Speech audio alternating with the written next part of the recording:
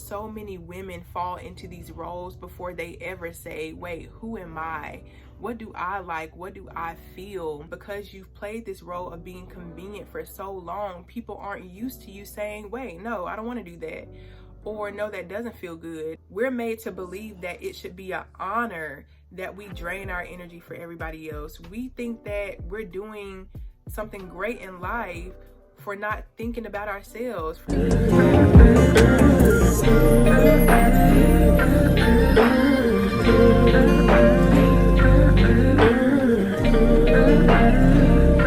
Hey everyone, welcome back to my channel. I am so thankful y'all are here. I pray you can find home here, and if so, welcome. So today I just want to remind y'all that other people's opinions and other people's feelings about you are none of your business. You may have grown up believing that you have to tailor yourself, you have to change something about yourself because you're offensive. Who you are, what you say, how you express yourself can trigger other people. And that's not to say that that's false. A lot of times people who are more confident or people who carry themselves a certain way, people who look a certain way, there's so many things about a person, about you, that can trigger other people, and you don't even have to do anything. Sometimes you don't even have to say anything and people are automatically triggered. And the reason other people get triggered has something to do with how they experience the world. It has a lot to do with how they experience themselves, how they see themselves. And that's something that you just can't change about other people. You can't, there's no lock and key for other people's brain or other people's heart to change how they feel about themselves. And so if somebody is triggered because you're being honest, not being disrespectful, but if somebody is triggered because you're being honest or because you are confident in who you are and you wear that proudly, there's nothing you can do about that. Unfortunately, so many people, men and women, but as a woman, so many women grow up feeling like we can't exist in our full potential. We can't exist as our full self because we're responsible for how other people feel. We're responsible for how we feel like we're responsible for how other people react to us. And again, that's just not the truth. I can say right now in my life, I'm learning how to embrace that assertiveness that I have about myself and just trusting my intuition, trusting my feelings without considering other people first. I think a lot of times we're considering other people first. We're considering, oh, what if I say that? What if I do this? How would they feel? How do you feel? What do you think? What you think and how you feel is 100 times more valuable than what somebody else maybe might feel after you do the thing or after you present whatever it is you want to present. And it's unfortunate, but a lot of times if we grow up as young girls thinking that we're only valuable if we're convenient, we end up in relationships that are equally as abusive or even more abusive because we've tailored and suppressed our true self so much that all we know is listening to other people. All we know is getting validation from other people that we're doing a good job or we're doing enough or that we are enough inherently. Women, we have to learn how to reclaim that knowing that who we are is enough, that knowing that what we feel is not only real, but it's deserving to be heard. We deserve to express what we need and also get those needs met. Now, that's not to say that everybody around you will be able to meet those needs immediately or exactly how you need, but until you start being honest with yourself about your needs and how you feel, you'll always live a life that's confined by what other people think, what other people feel. Oh, I just want to please the people around me. I just have a big heart and people just use me. If people are constantly using you, it's time to look in the mirror. It's time to say, okay, wait, what about me or what about the way I'm going about things is not only attracting toxic people or attracting manipulators, but what's keeping them in my life. I also believe in the law of getting somebody the hell out of your life if they're not treating you right, if they're not treating you to a certain level and degree that you know you deserve and you know that you need in order to evolve and become the woman that you want to be. Truthfully, we're going to attract all different types of people. We're going to attract the healthiest of healthy people. We're going to attract the most toxic people. We're going to attract people that are in the middle. We're going to attract people who are just like us. Like, we're going to attract people on every level, but it's about what actions, what behaviors do you observe in other people and let slide, you know? And we as women, we're conditioned to be people pleasers. We're conditioned to think that our value comes from everybody else being happy before ourselves. We're made to believe that it should be an honor that we drain our energy for everybody else. We think that we're doing something great in life for not thinking about ourselves, for not giving ourselves the benefit of the doubt, for, again, tending to everybody else. But I'm here to say that's not an honor. That's not something to congratulate yourself for. And at the end of the day, you're going to be mad because nobody is putting you first, because you're not putting yourself first. The way we treat ourselves, the way we show up in the world is the way that other people will know to treat us. And a lot of the ways that other people treat us is not a conscious thing. People aren't saying, oh, let me go manipulate her. Oh, let me go lie to her. Oh, let me go do this. No, a lot of human behavior is done on a subconscious level. So if subconsciously you're telling yourself, I don't deserve to be first, I don't deserve good treatment, I don't deserve to feel happy, I don't deserve to feel pleasure. If you're feeling these things subconsciously, you'll attract other people who subconsciously feel like, okay, I don't want to treat anybody with respect. I don't want to treat anybody who wants to be put first. I don't want to give pleasure to anybody. I want to get that pleasure. I want to be the only one who deserves this and that. So whatever it is we feel about ourselves, we attract people who can externalize and materialize that belief for us. So that's why it's so important to not only monitor what we think, but to use our conscious brain to rewire what we think and feel about ourselves. So another part of this that I want to talk about is going back to women feeling like we're only valuable if we're convenient. I personally think that's a huge reason why so many women are very suppressed in their femininity or their womanhood, because not only do you feel like this as a child, but you take this same belief, these same behaviors, and you bring them into your relationships. So now, instead of it being, I have to be a good girl or convenient for my parents, now is I have to be a good girl or a good woman and convenient for my husband, for my friends, at my job. You feel like the only way people will value you is by being a doormat. That means we're not showing up fully. We're showing up in a way where we're showing up in the energy of, how can I be useful to you? How can I tailor myself so that you're more comfortable? How can I go out my way so that you love me more, so that you accept me more, instead of, how do I feel in this moment? What's the best way for me to go about this situation? What is my intuition telling me? What is my heart pulling me towards? And as a woman, learning how to embrace your intuition, learning how to go with what you feel, is the quickest way to live a life that feels good, that feels right and aligned to you.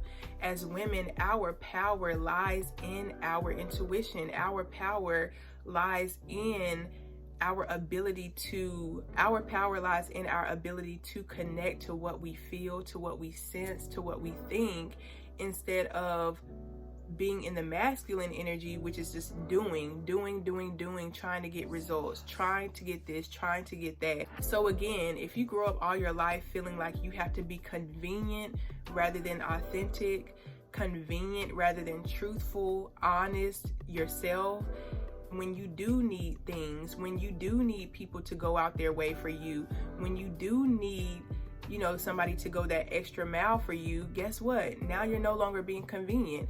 Now you may come off as a burden to people for having normal human needs, because you've played this role of being convenient for so long. People aren't used to you saying, wait, no, I don't want to do that. Or no, that doesn't feel good. Or, you know what, do want to feel pleasure. I do want to feel good in my body. I do want to feel happiness in my life.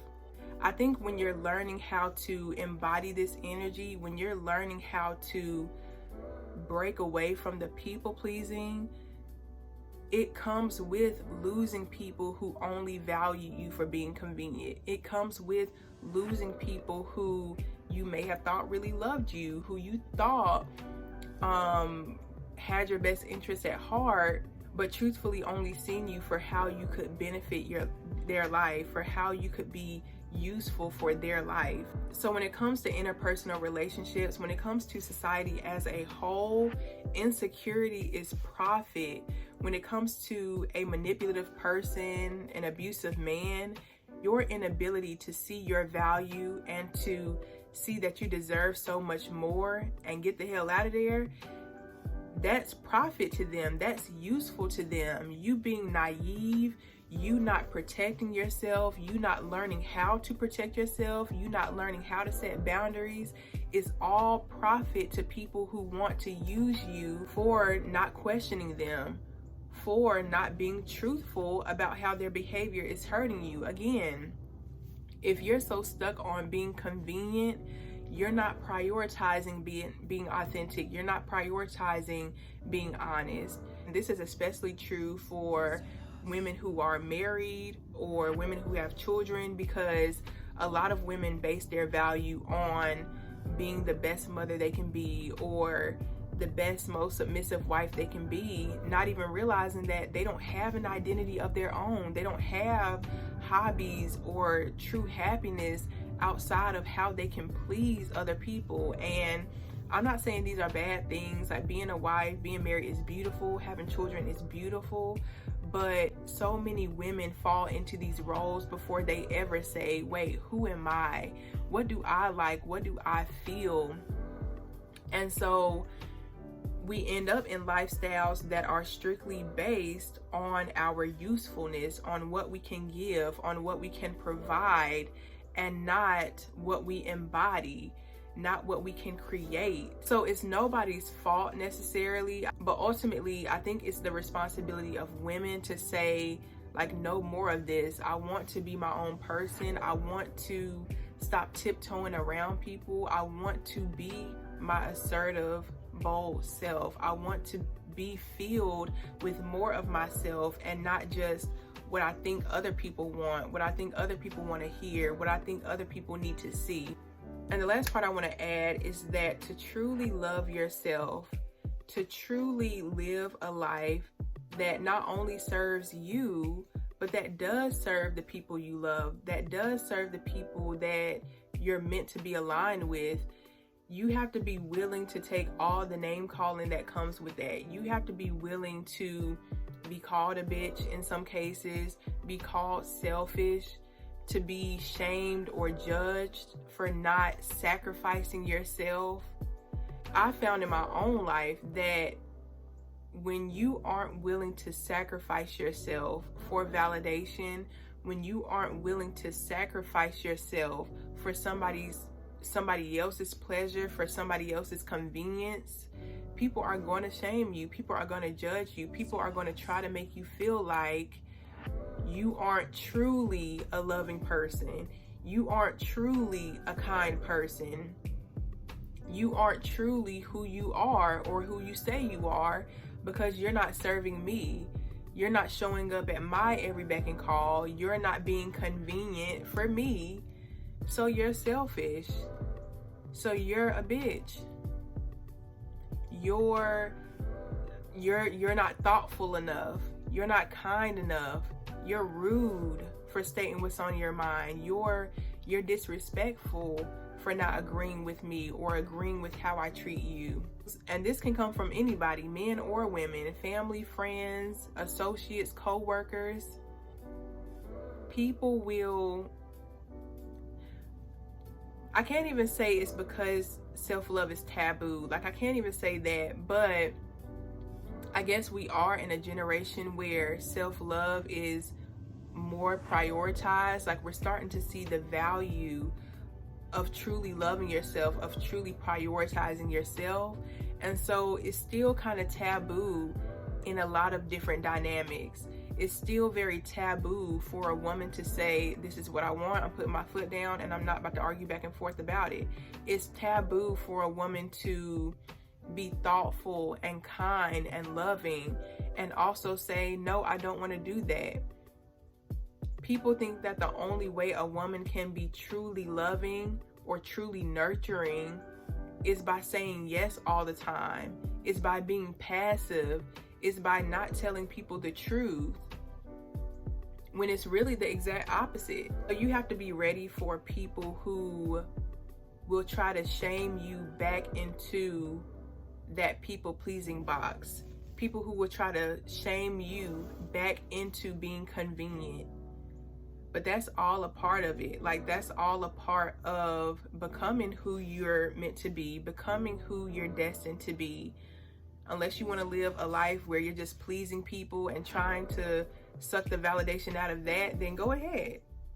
We all have free will, okay? We all have free will. You can do what you want, but I know for me and a lot of the women that I'm aligned with, we don't want to live a life that's just based on the validation we can get from people who probably don't even like us. We're not focused on getting validation from people who probably talk behind our backs anyway, you know? I'm not worried about getting validation from somebody who doesn't believe that me loving myself and doing what's best for me is an inconvenience to them, is hurting them in some way.